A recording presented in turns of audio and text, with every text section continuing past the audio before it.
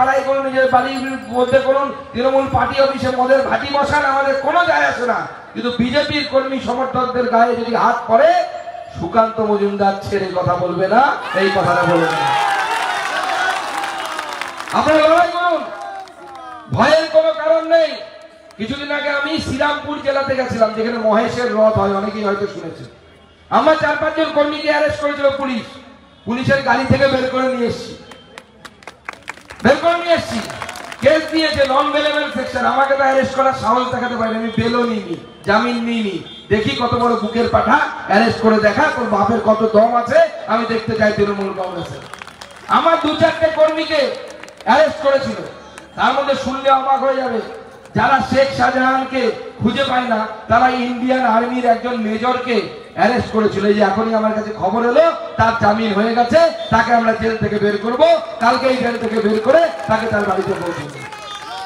আপনাদের বিরুদ্ধে যদি তৃণমূল কংগ্রেস চাপ পারে, খুব বেশি হলে মামলা দিবে, যত মামলা দিবে দিক। সুকান্ত মজুমদারের ঘাড়ে অনেক মামলা হয়েছে। আমি যখন প্রথম সাংসদ হই, দিলীপ ঘোষ আমাদের রাজ্য সভাপতি ছিলেন, উনি গঙ্গারামপুরে এসেছিলেন। প্রথম বৌনি হয়েছিল আমার অ্যাটেম্প টু মার্ডার কেস দিয়ে। কি দিয়ে বৌনি? অ্যাটেম্প টু মার্ডার, মানে খুন করার চেষ্টা। তারপর কাকে? যেমন তেমন মানুষকে না, পুলিশকে। তো মামলা যখন হবে, কেস যখন হবে, তাহলে দমদার হওয়া চাই কিনা?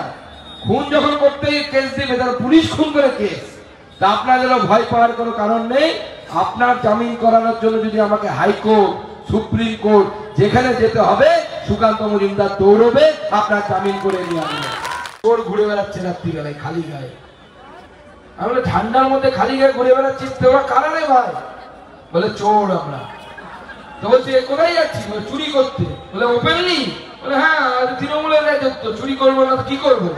তাহলে ঠান্ডার মধ্যে খালি গায়ে ঘুরে বেড়াচ্ছিস কেন? এত এনার্জি কোথায় পাস? তো বলছে আমাদের এনার্জি অভিষেক ব্যানার্জি। চোরেরা বলছে আমাদের energy Abhishek Banerjee, চোরেদের energy চোরেদের energy চোরেদের energy. গোটা রাজ্যটাকে চুরি করে শেষ করে দিল। এতদিন ইট, বালি, কয়লা, গরু, ছাগল কিচ্ছু বাগেনি, বাথরুম, পায়খানা। সেদিন রেকর্ড করেছে, খাদ্যমন্ত্রী ধরা পড়েছে, জানেন তো, জ্যোতিপ্রিয় মল্লিক। রেশন চুরি করেছে, আপনাদের রেশন। এক একটা জেলায় 2 লাখ 3 লাখ করে কার্ড বাতিল হয়ে গেছে আধারের সাথে যুক্ত করার পর। দেখা যাচ্ছে ওই মানুষটাই নাই, শুধু রেশন কার্ড ছিল তার। তাহলে তাদের মাল কেন্দ্র পাঠাতো, চাল পাঠাতো, গম পাঠাতো। 9 বছর ধরে কে খেলো? ভূতে খেলো।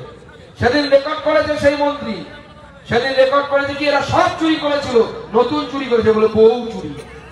কি চুরি? বউ চুরি।